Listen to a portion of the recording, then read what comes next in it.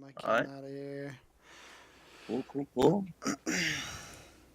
Yo, there we go. Stream can see you now. Now you're eating all Stream the see me sports. now. Nice. What's up, dude?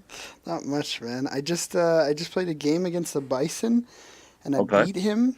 I didn't beat him. I teabagged him. I dizzied him. I was on the verge of a perfect, and I Mm-hmm. rage quit. I rage win. I'm inventing new tech. Rage So win. like you didn't even want the win anymore. You just left. I didn't want the win. I had to get on the phone with my buddy Brawley. I Oh, okay. I get that. I appreciate that. I appreciate that. Not it's too, not getting the win, but wanting to talk to me. That's fine. That's good. yeah. It takes too long, right? Like the cutscenes in and out of the game. Yeah, you're right. You're right. It does take a little while, you know. I think you give them a lot more salt doing that than anything, you know. Right. It's all good. So, how are you doing, man? You did really well. Let's talk about the A4 Arena first. So, we got this tournament. We got a sponsor. Their website didn't really work, but Yeah, yeah. Man, tournament was, it was fine. It was cool because, I decided to join just because, Sunday, it's usually football. I never actually do anything video game related. I'm always just watching the games or whatever. But I decided to say, hey, you know what?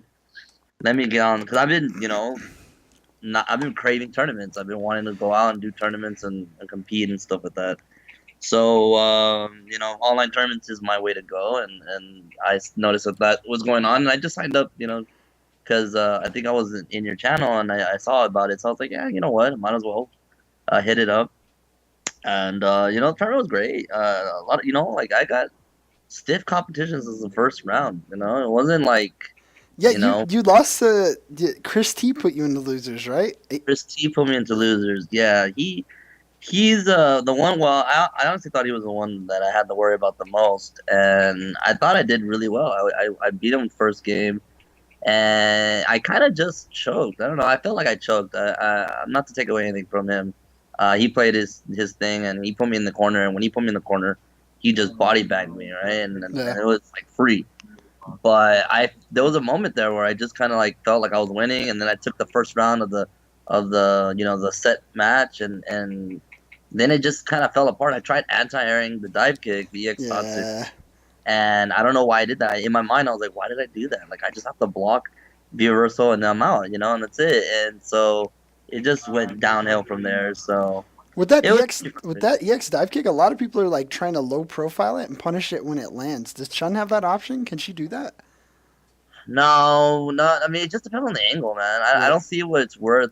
What I've done, and I've tried to teach other Chun-Li players to do this, is I use a lot of more jump neutrals against Ken than anything.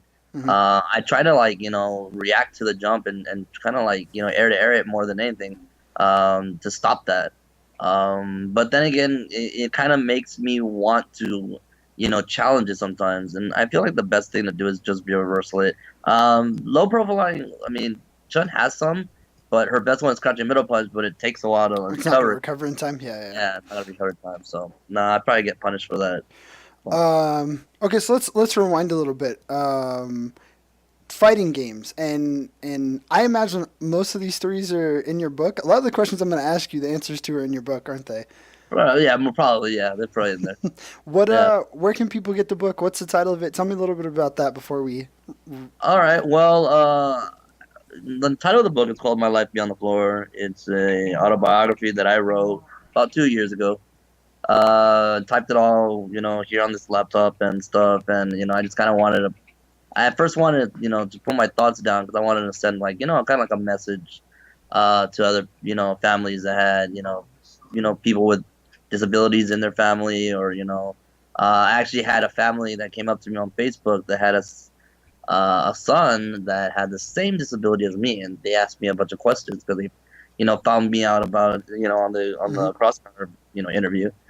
And so I decided to hit them up, and I did not know how to answer their questions, so, like, right away. Like, they asked me like, what did your family do? Like, how did they raise you? Like, what should we do? And I was just kind of like, man, like, just let him live, like, let him, treat him like as normal as possible. Like, that's Yeah. what he's gonna want.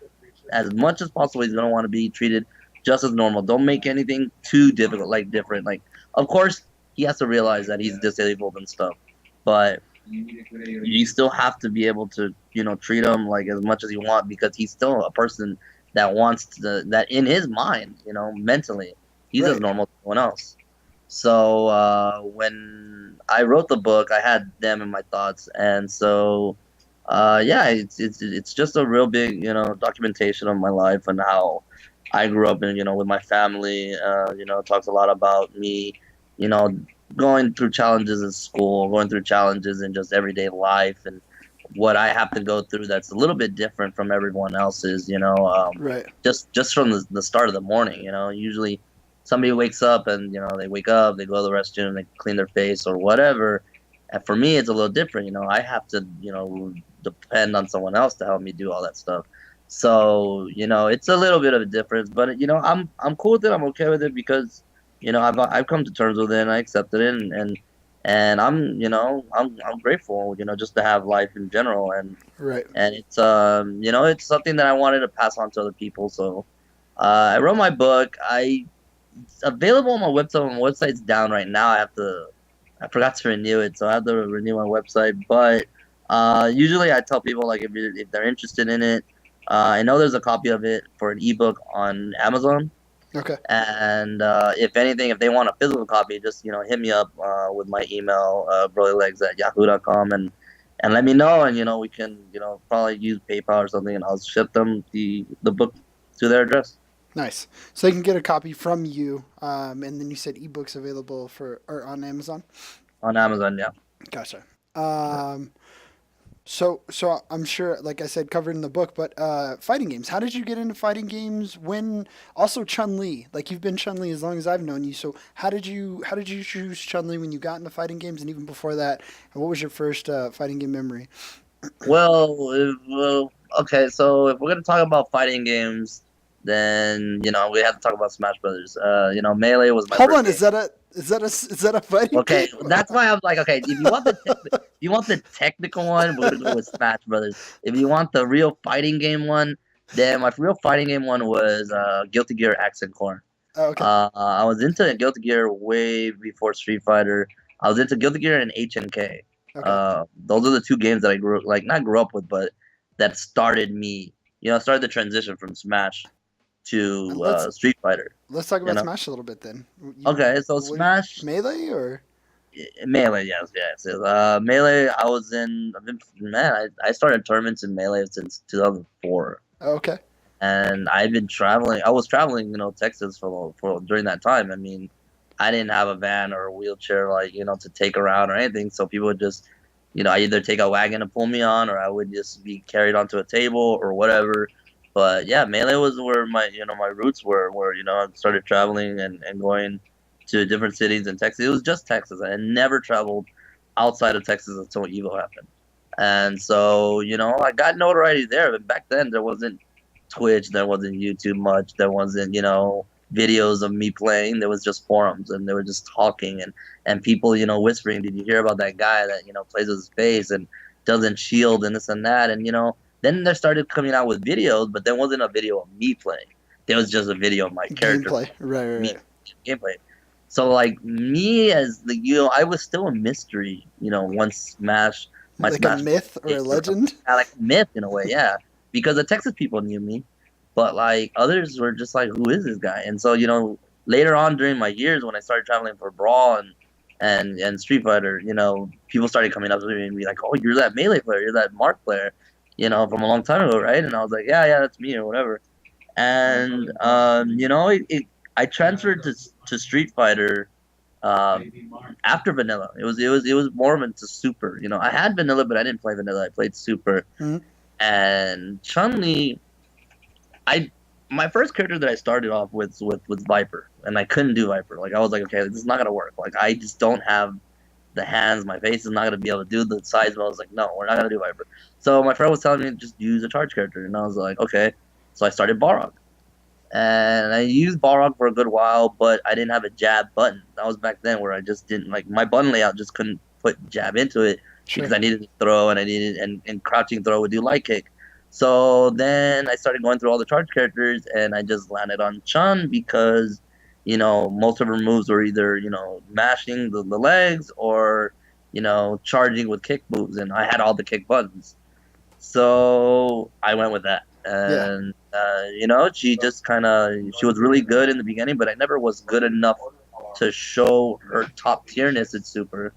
So I kept playing her, and then I just stuck with her in AE in 2012 and Ultra, This is and it was. mostly online, or you're going to locals as well?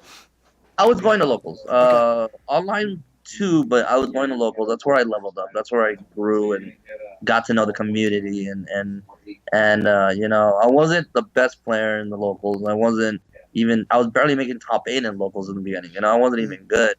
But I was still, adamant. I still had that competitive drive, from the old Smash series, because I'm a very competitive person. I love to compete. I love to do tournaments and to play with other people and to prove my worth to other people, and show them, like, hey, I may not play with my hands, but I can still body you and stuff. So it's a cool thing to do, and I've got to learn a lot just from just losing.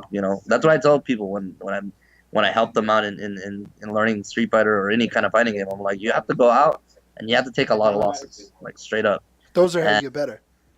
that's how you get better. You just learn from them, and it also helps getting a good rival. I've developed good rivals here locally, and they kept me in check when I try to be good, and I keep them in check sometimes, and it's just really good because it's healthy competition that allows you to learn faster and easier. And yeah, that's pretty much where it all kind of began, with Chun-Li and all that stuff. And Chun-Li's hot too, so It doesn't hurt that she's hot. that doesn't hurt Uh, that she's.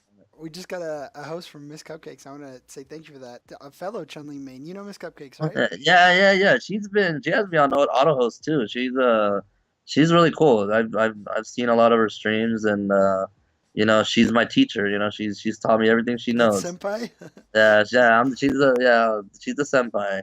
She's a Sometimes. legend like you were in the early days. People know who she is, but no one knows what she looks like or who she is, right? It's like Yeah, you. that's what it kind of comes down to. She's just this mystery. Hi, I'm really good at Street Fighter with Chun, but you're never gonna see me. And it's like, damn, okay. Well, I Yeah. respect that, right? I respect that. So yeah, she's cool. I got to talk to her a couple times, and we both kind of seen each other's streams, so it's always been pretty cool to check out. Chun's got to stick together. So we had a couple questions from viewers. One of them, which you sort of touched on earlier, is like execution, right? People want to Mhm. know what your controller setup is. What are your tips and tricks to execution?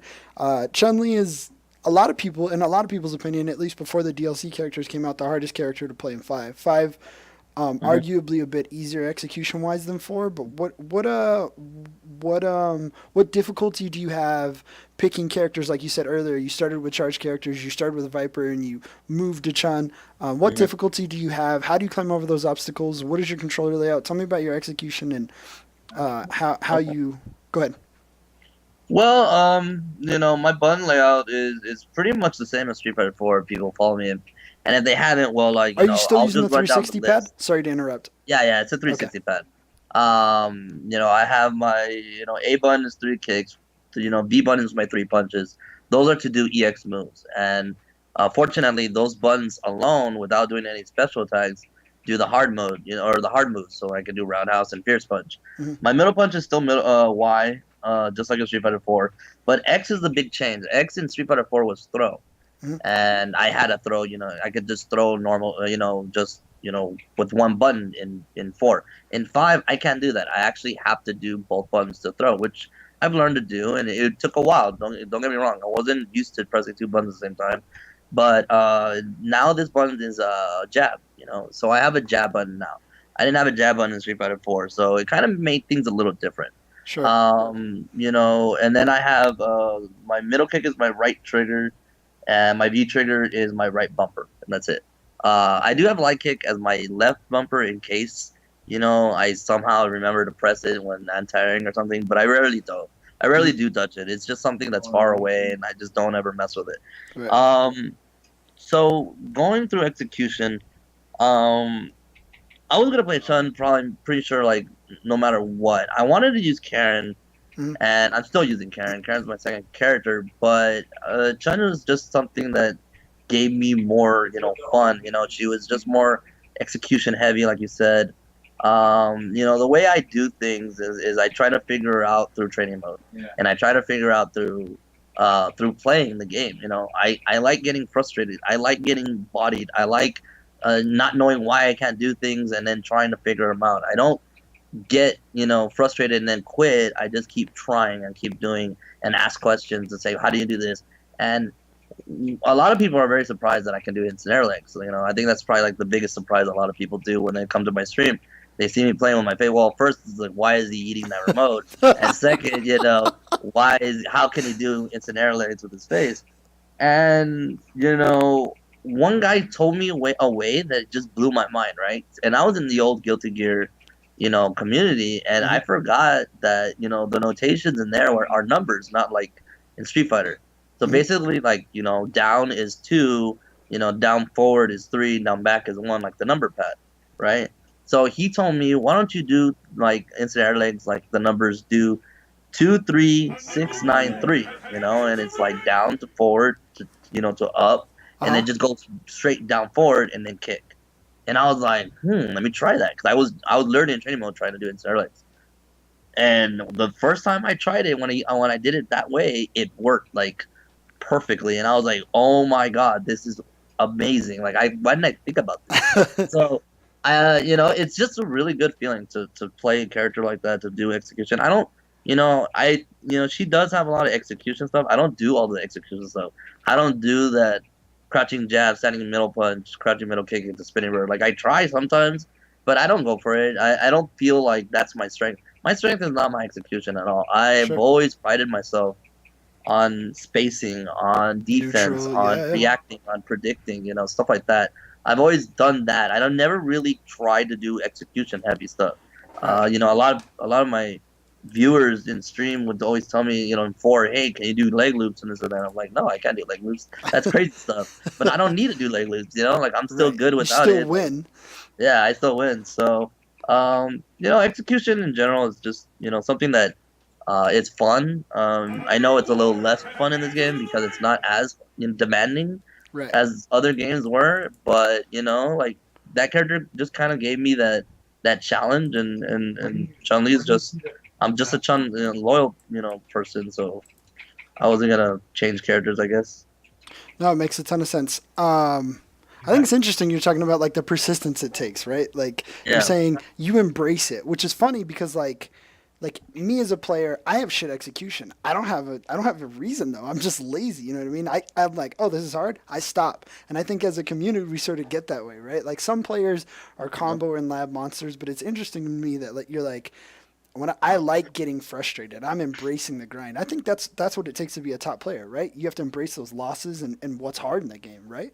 You do, and the great thing about it is, I when I grind and I play ranked, I try to always do it on stream, and I try to let people see my losses. I try to see people like see the salt, Hmm. because I want them to understand that, like, yeah, I'll get salty, but I'm gonna keep trying. I'm gonna keep striving to find out what's my weakness. What am I doing wrong? I'm always asking myself what I'm doing wrong, and I try to analyze and I try to figure out, hey, okay, this is what I'm doing. I'm not antaring them, or I'm not spacing them, or I'm letting them jump at me too much, or I'm letting them, grab me too much, and I figure these things out, and it's helpful even if my stream, is trolling me and telling me, oh, like, you're letting him do this, and why are you so free or whatever. Sometimes, like, it's cool because it just drives me even more. Like, I want to show that I don't care. Like if I'm losing or I take a bad loss or whatever.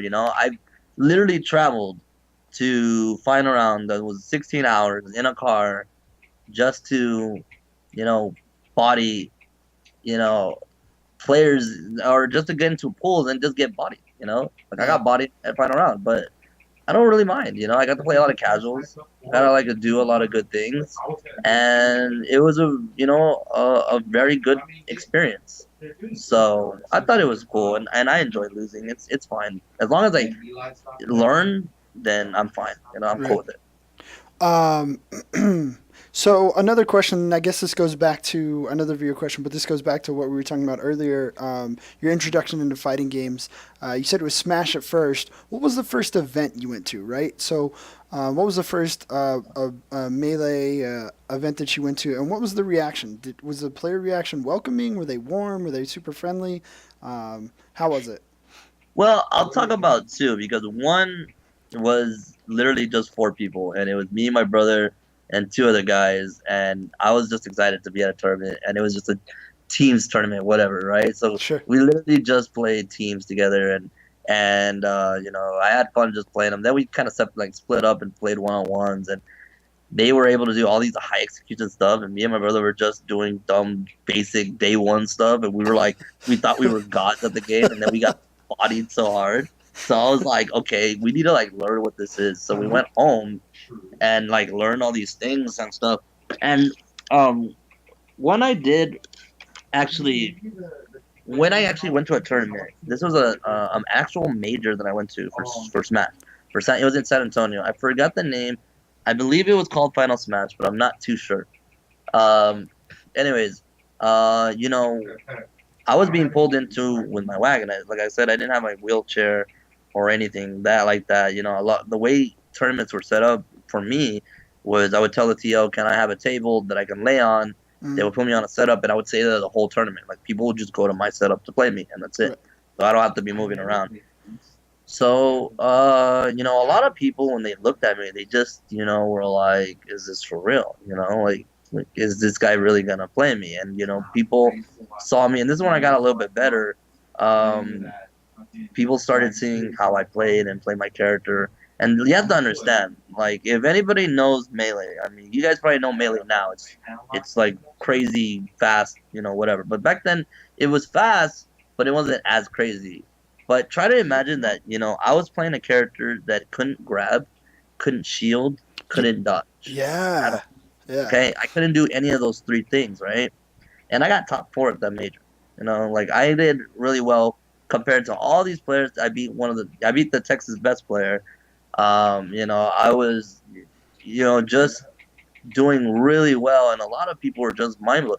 People from Florida were there. People from Oklahoma, all across, the United States were there, and they had just only heard about me in the forums. They didn't hear about me in the actual tournament, or they never seen me, and they were just blown away. And they were just crazy.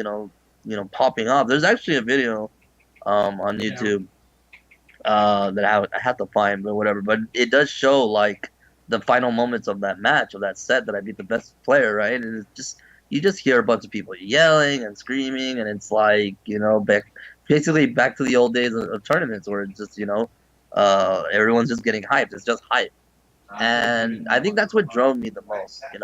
The hype of the tournament. Going and hearing the crowd and not just for me, right? I don't mean I mean it's cool if they do it for me, but just in general, hype and in general, and people are just getting hell excited for matches and for sets and stuff like that. That's what really drives me to go to tournaments, and that's pretty much what my first tournament was. My experience as a first major tournament, so it was really fun. It was really good. And you're right, that energy is crazy, right? It's not only when you're winning. I've never felt that. I've never won at a major, but when anyone's winning, when they're on a hot streak or there's a comeback, it's just incredible. I remember seeing you, man, how long ago was it? It was on an Evo stream. I think it was like 3 or 4 years ago. I honestly had never heard of you. It was either 3 or 4 Evos ago. You played on Uh-huh. stream. I think it was against a Sagat. And I was like, this dude is insane. Like, I'm really bad at Street Fighter. Like, that was the moment. Like, when you came out, I was like, oh, that's cool. They're letting this guy play on stream. You know what I mean? Like, oh, Yeah, that's great. yeah, yeah, But I was yeah. like, oh shit, this dude is really fucking good. I'll always remember you coming out. You keep saying wagon. Is that the thing that you're typically on? The motorized like? No, that's my chair now. Okay, Wagon is like an actual like a legit radio red. flyer Oh one. shit, a red Oh wagon? yeah, That's fully gangster. ones. Yeah. No, you don't want to know the story of that. Okay, the story of getting that wagon is not legit a wagon. It's literally if do you know what a Lowe's is? Basically a Home Depot, Yeah, yeah. right? Okay, there was a Home Depot, and literally those things that employees use to pull around big, Not a a lot of pallet. stuff. A pallet? Yeah, Like a kind of. It's just like a plate and like has wheels on it, and you pull it, right? Oh It's like a shit. pulley, Yeah, yeah. and so I needed one because I just my van had broken down or something, or I couldn't transport myself, and I had to go to school the next day, and I was with my mom, and my mom was like, "How much? Like, I need to buy one of these things. How much can I have for one of them?" And they were like, "Well, it's not really for sale. Like, you can't buy it or something." So we are just like, "Well, I'm just taking it anyways. If you're gonna stop me, and this and Did that." you guys walk out with it? Walk out with it, like that's it.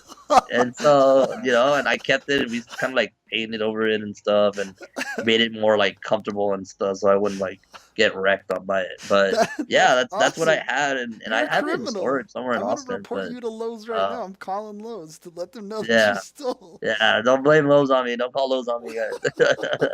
But yeah, that's pretty much what I ride on if I don't have my chair. My chair that you guys see me in for tournaments for Evo and stuff. That's the one that my dad built. That's the one that I have, and yeah, that's the one I use all the time. That's cool. So your dad actually built that? Yeah, he built that when I was in middle school, sixth grade. I made a big change from elementary to sixth grade, and what it was is because in elementary you have like one homeroom class, and then you learn all your subjects there, and sometimes you go to PE and this and that. So I can't really sit. Like I can sit down, but I can't sit for like long periods of time. Sure. So in those home rooms, I had like an actual carpet that I would lay on, and I would do all my work there, and I would do all my stuff there, and then like when I had to go home, they'll put me on my wheelchair, and then I'll leave like a sitting wheelchair, and I'll go home. Yeah. But for middle school, you had different classes. You actually had like to go to 7 or 8 different classes. And so it's not like they could put a carpet and put me down every single time. Right. So it was difficult, How was I able to go to to class every day or something, sitting on my chair? I couldn't do it. So my dad, decided to take off the seat of the wheelchair, leave the base of it, and design the top table part Right. and basically welded. He started learning how to do welding, and he welded aluminum. He made the aluminum, creation on the upper side, Right. and we just put kind of like a padding so I can lay on the padding and on like the table, and then just mounted the headset onto the top of it, so I could still control the base of the chair with the headset, but I now laying down on a platform basically. Right. Oh, he welded that. It's not the one that I have now. The one I have now, he blueprinted it and helped create it. But the first one he created by himself. The second one, which I have now, kind of had a help with a team and something from Colorado or something. That was Ah, yeah, like that's 10 years crazy. I'm old. in Colorado. That's also crazy. It's cool that your family takes such good care of you, man. Like I can't get my Yeah. dad to show up to a baseball game. He didn't even Oh raise me. no. Your dad built you.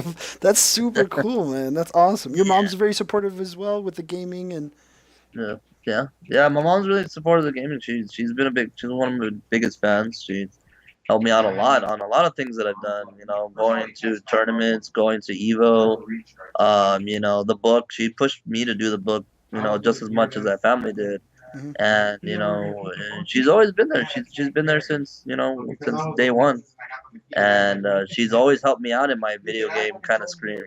She's wanting me to be more into video games. She bought my first game when I was 2 years old. So I learned video games when I was What was the like a first kid. game? Do you remember? Super Mario Bros. 3. Oh, okay.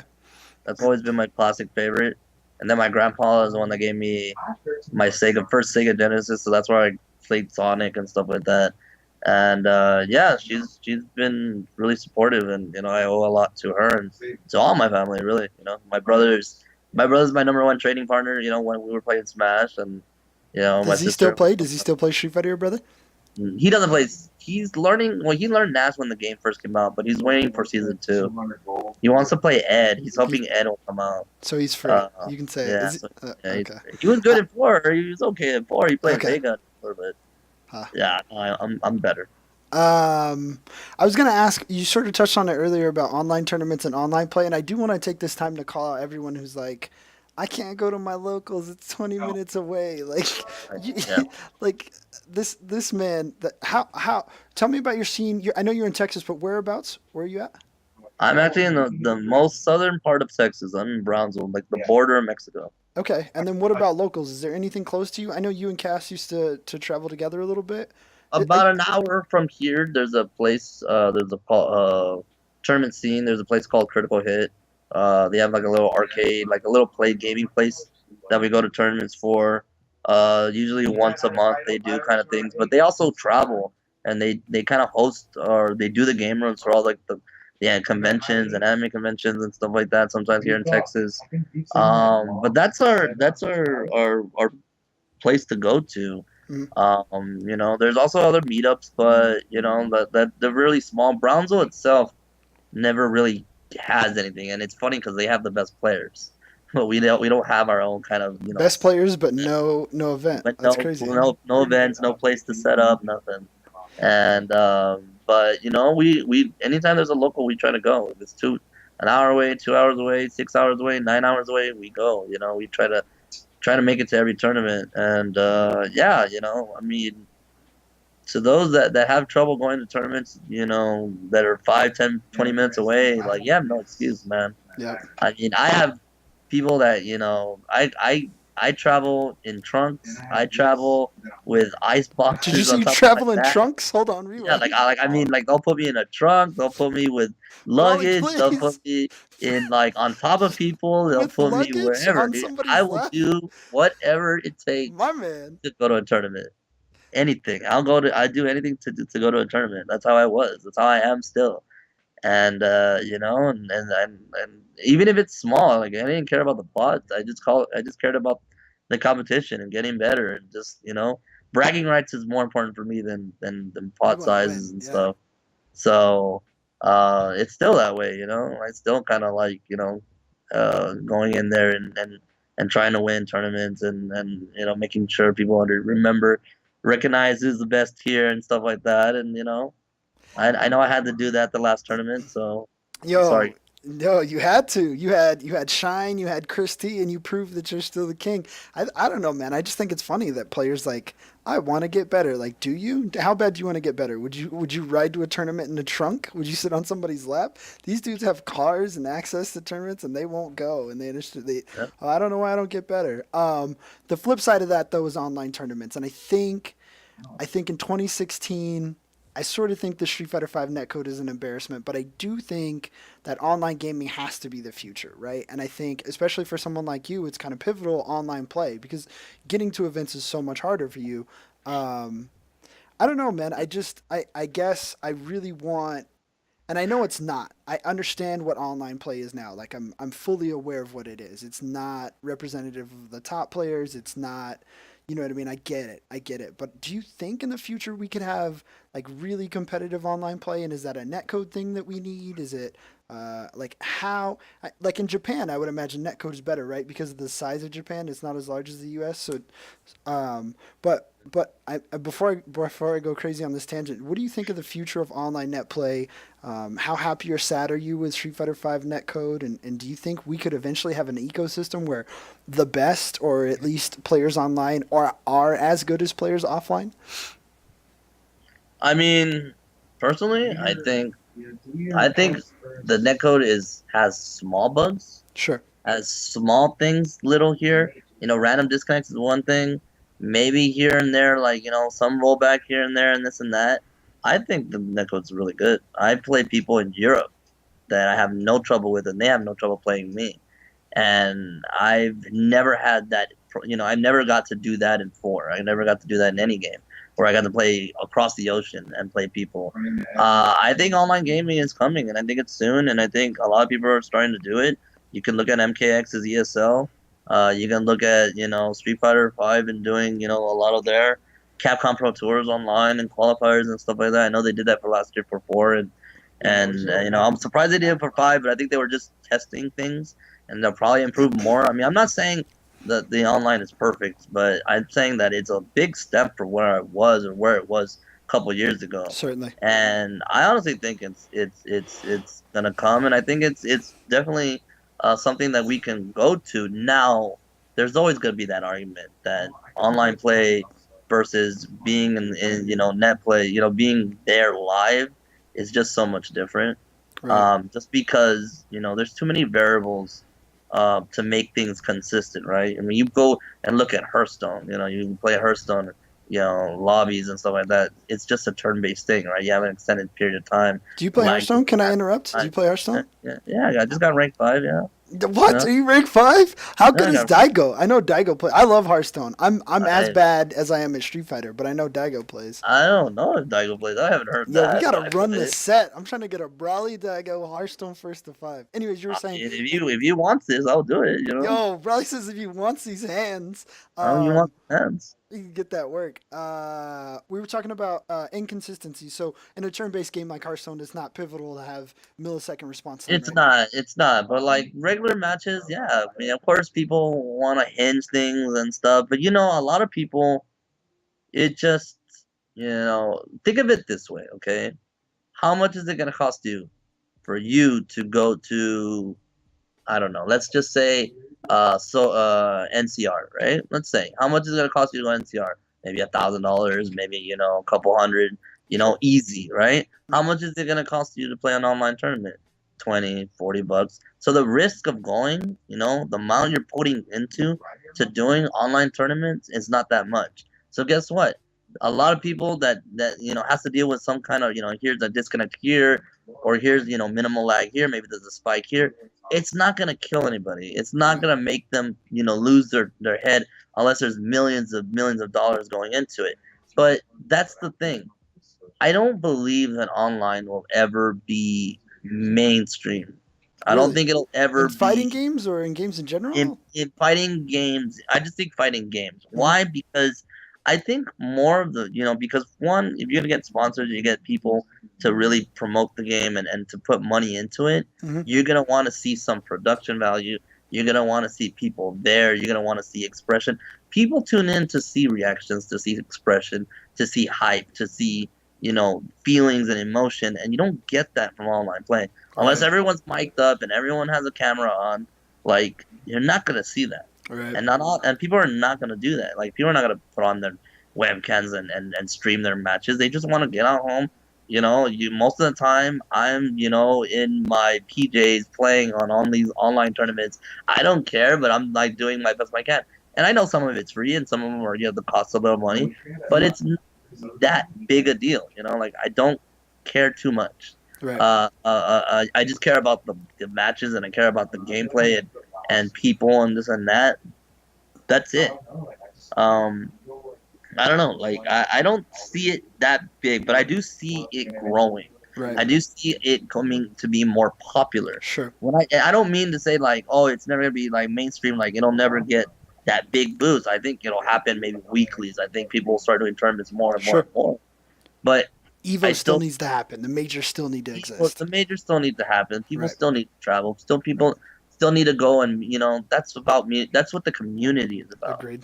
right? This is just a side thing. This is just an ease of access thing. I love online. I think online bridges so many people together because of people like me with disabilities. Right.